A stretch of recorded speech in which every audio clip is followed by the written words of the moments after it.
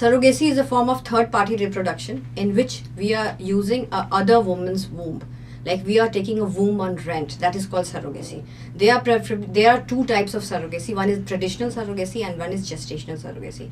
In traditional surrogacy, we do IUI on the surrogate mother using the surrogate mother's own eggs, and that is illegal. That is illegal in India. And in gestational surrogacy, we transfer embryos in a surrogate mother. That is legal.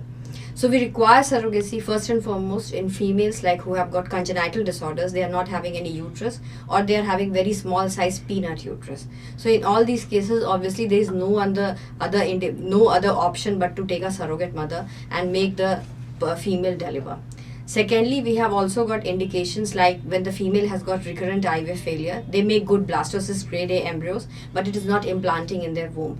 So in those cases also, then we transfer that into the surrogate mother to avoid a situation when the woman lands up using all her eggs. So it's better to use a surrogate mother but not to take a donor egg, because at least the woman's own genes are then restored.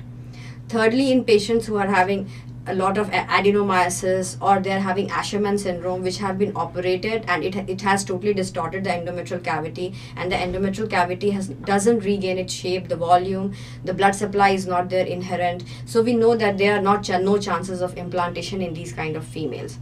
Fourthly, in all those females who have got general medical disorders that are not well controlled, and the female is at a very high risk when she conceives. So in all those cases like very high blood pressure, high blood sugar, which is not being controlled. In cases of SLE also, who have got history of like recurrent miscarriages, in all those cases, then we prefer to take a surrogate mother rather than to use the intended parents, means the couple's own womb. Thank you.